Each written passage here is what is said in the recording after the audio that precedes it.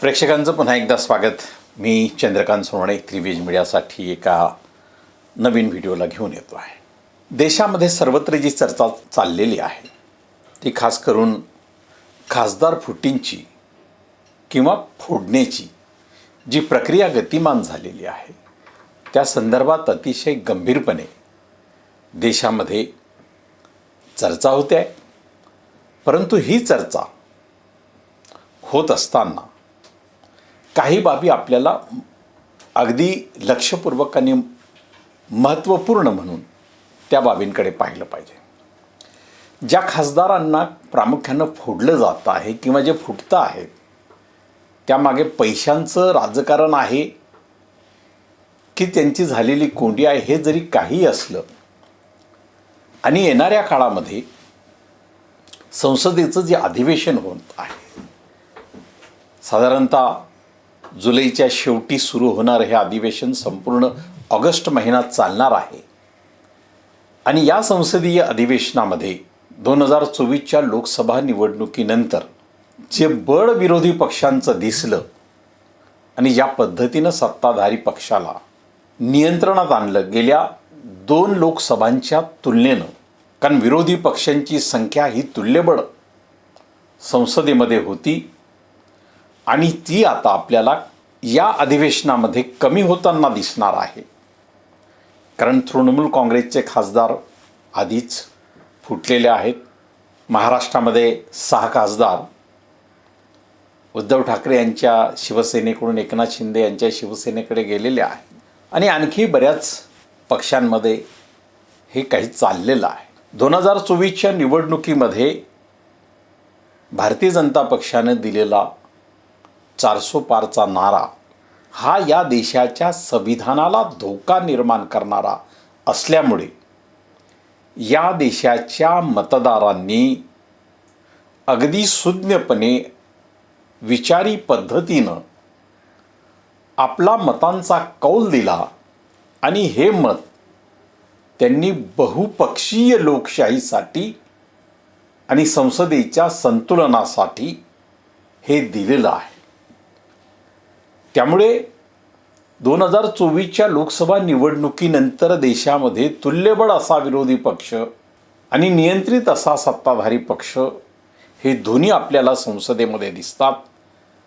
पण या ऑगस्ट महिन्यामध्ये होणाऱ्या अधिवेशनात जे पावसाळी अधिवेशन असेल या अधिवेशनामध्ये हे सत्ता संतुलन विखुरलं जाणार आहे का, आणि याची भीती काही तज्ज्ञांनी काही विशेषज्ञांनी अशी केलेली आहे की कदाचित या संसदेमध्ये राज्यसभा आणि लोकसभा अशा दोन्ही ठिकाणी सत्ताधारी पक्षाला आघाडीला 2/3 बहुमत हे दिसून येईल आणि त्याचा परिणाम कदाचित संविधानाच्या अनुषंगानं संविधानामध्ये बदल किंवा संविधानाचा बदल अशा पद्धतीनं केला जाऊ शकतो अशी भीती काही राजकीय विश्लेषक विचारवंत करतायत.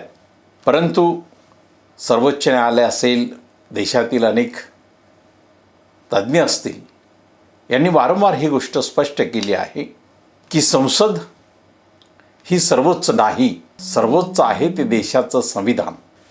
सर्वोच्च न्यायालयाने हे अनेक निकालांमध्ये घटनापीठ म्हणून समोर आणून दिलेलं आहे की संविधानाच्या आर्टिकल 368 नुसार संसदेला संविधानात बदल करण्याचा अधिकार असला तरी संविधान बदलण्याचा अधिकार नाही. जे संसदेला संविधानाच्या संदर्भात असलेले अधिकार हे देखील मर्यादित आहे. अनेक निकालांमध्ये सर्वोच्च न्यायालयाच्या घटनापीठाने वारंवार सिद्ध केलेला आहे.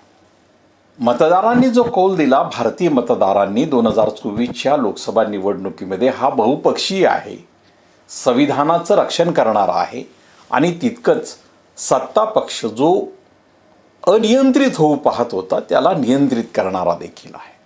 आणि असं असताना जर संसदेमध्ये बळ वाढवण्यासाठी सत्ताधारी पक्ष आपल्या ईडी, CBI किंवा अन्य तंत्राच्या माध्यमातून जर आपलं बहुमत 2/3पर्यंत नेत असतील आणि त्या माध्यमातून संविधानाच्या मूलभूत याच्या बदल करण्याचा ते जर विचार करत असतील तर ते या देशाच्या संविधानाला मान्य नाही, जे संविधान सर्वोच्च आहे असं या देशाच्या सर्वोच्च न्यायालयाने घटनापीठाने वारंवार म्हटलेलं आहे.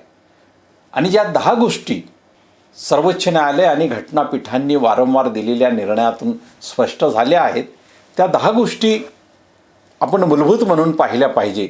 त्या 10 गोष्टी नेमक्या काय आहेत?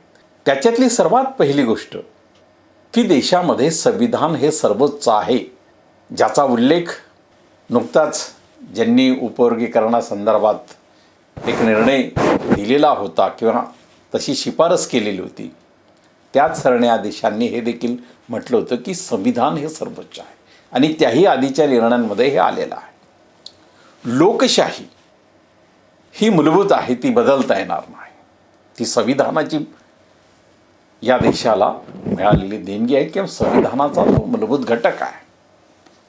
त्याचबरोबर प्रजासत्ताक व्यवस्थेमध्ये ज्या व्यवस्था आहे त्या व्यवस्था आहेत तशाच राहतील.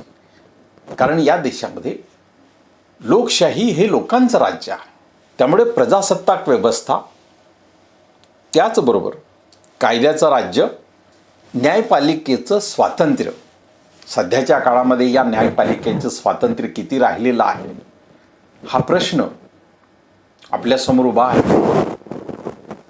या महाराष्ट्राचे विधितज्ञ, संविधानतज्ञ उल्हास बापट, ॲडव्होकेट उल्हास बापट यांनी स्पष्ट केलेलं आहे की या देशाची लोकशाही नष्ट करण्यासाठी सर्वोच्च न्यायालयच त्यामध्ये जबाबदार दिसते, अशा प्रकारचं विधानही त्यांनी केलेलं आहे. आणि त्यामुळे हे न्यायपालिकेचं स्वातंत्र्य जे त्यांना मूलभूतपणे मिळालेलं आहे त्यावर बसलेली लोकच ते स्वातंत्र्य गमावून पाहत आहेत का, हा एक वेगळा मुद्दा आहे. धर्मनिरपेक्षता आणि संघराज्य व्यवस्था या देखील या संविधानाच्या एकूण ज्या 10 बाबी वेगवेगळ्या घटनापीठांनी दिलेल्या निर्णयातून स्पष्ट होतात, त्यामध्ये ही देखील बाब आहे. याचं रक्षण हे झालंच पाहिजे, ते होणारच, आणि ते बदलण्याचा अधिकार नाही.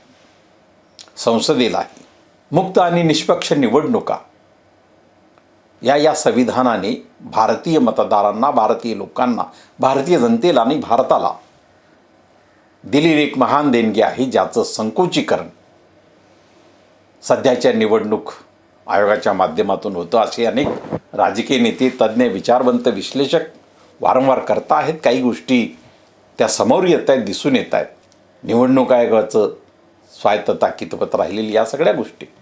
न्यायालयाच्या निर्णयाचा पुनर्विलोकनाचा अधिकार हा भारतीय लोकांना आहे, जनतेला आहे.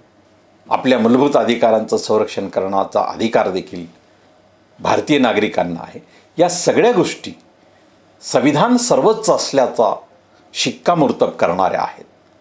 लोकसभा, राज्यसभा या कायदेमंडळात होत असल्या तरी संविधान बदलण्याचा अधिकार नाही. या बाबी लक्षात जर घेतल्या तर लोकशाहीच्या व्यवस्थेचं नैतिक मूल्य, विश्वासाचं जे मूल्य आहे ते जतन करण्याचा सत्ताधाऱ्यांनीच प्रयत्न करायला हवा. कारण या देशाच्या मतदारांनी संविधानाच्या रक्षणासाठीच आपला मतांचा कौल दिलेला आहे, जो बहुपक्षीय लोकशाहीसाठी त्यांनी दिलेला आहे. आणि जर या सगळ्या बाबींना वर्तमान सत्तेला नाकारायचं असेल तर त्यांनी पुन्हा एकदा निवडणुका घेऊन आपल्या मूलभूत त्यांच्या काही विचारांच्या ज्या काही मागण्या असतील किंवा त्यांची जी काही रचना असेल त्यासाठी मतांचा कौल घेतला पाहिजे. आणि यासाठी न्यायालयाचं स्वतंत्रता आणि निवडणूक आयोगाची निष्पक्षता ही बहाल करायला हवी. आणि या संवैधानिक संस्था जर अशा प्रकारे बेईमानी नागरिकांशी, मतदारांशी, भारतीय लोकांशी करत असतील तर त्या संदर्भात लोकांनी आपलं म्हणणं देशाच्या सर्वोच्च राष्ट्रपतींच्या समोरसुद्धा नेलं पाहिजे. लोकशाही या देशातली वरच्या समूह सत्ता जात वर्गातली लोक वाचवण्याचा प्रयत्न करणार नाहीत. या देशातल्या पीडित, दबलेल्या समाज समूहाला ते प्रयत्न करावे लागतील. मात्र त्यासाठी सर्व संविधानिक अधिकार त्यांच्यासमोर आहेत. परंतु या सत्तेमध्ये 2/3 बहुमत जर खासदारांचं सत्तेला मिळालं आणि त्या जोरावर ते जर संविधान त्यामध्ये मूलभूत बदल करण्याचा प्रयत्न करत असतील तर तो चुकीचा ठरणार आहे. त्यासाठी त्यांनी लोकांचा कौल पुन्हा घ्यायला हवा. कारण भारतीय मतदारांनी 2024च्या लोकसभा निवडणुकीसाठी बहुपक्षीय लोकशाहीसाठी आपलं मतदान केलेलं आहे आणि त्या मतदानाचा, त्या जनतेचा सन्मान राखला गेला पाहिजे, ही सत्ताधाऱ्यांनी काळजी घेतली पाहिजे. आणि त्यामुळे खासदार फोडाफोडीतून, पक्ष फोडाफोडीतून बहुमताचा आकडा 2/3पर्यंत जात असेल तर तो नैतिक मूल्यातून येत नाही, तो या संविधानाच्या नीतिमत्तेतून येत नाही. संविधानिक नीतिमत्ता त्यामध्ये दिसत नाही. जी संविधानिक नीतिमत्ता आपण जर पाहिली तर ती प्रामुख्यानं 4 गोष्टींमध्ये आपण पाहिली पाहिजे की ज्या अधिकारांचा गैरवापर होऊ नये, सत्तेला मिळालेल्या अधिकारांचा गैरवापर होऊ नये. दुसरी बाब, बहुमताचा वापर दडपशाहीसाठी होऊ नये.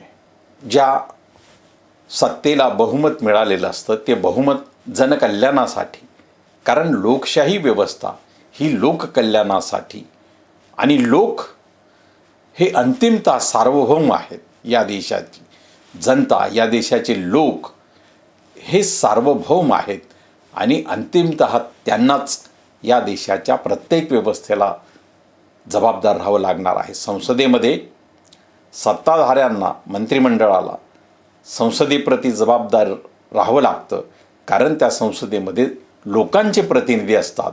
म्हणजे एक प्रकारे त्यांना लोकांच्या प्रती आपली जबाबदारी त्या ठिकाणी निभवावी लागते आणि म्हणून ही संविधानिक नीतिमत्ता त्या ठिकाणी दिसली पाहिजे. विरोधी मतांचा आदर केला गेला पाहिजे, कारण त्या ठिकाणी संसदेमध्ये सत्ताधारी नसतात तर लोकांचे प्रतिनिधी असतात आणि म्हणून लोकांचे प्रतिनिधी म्हणून सत्ताधारी पक्षाने विरोधी पक्षांचाही आदर केला पाहिजे.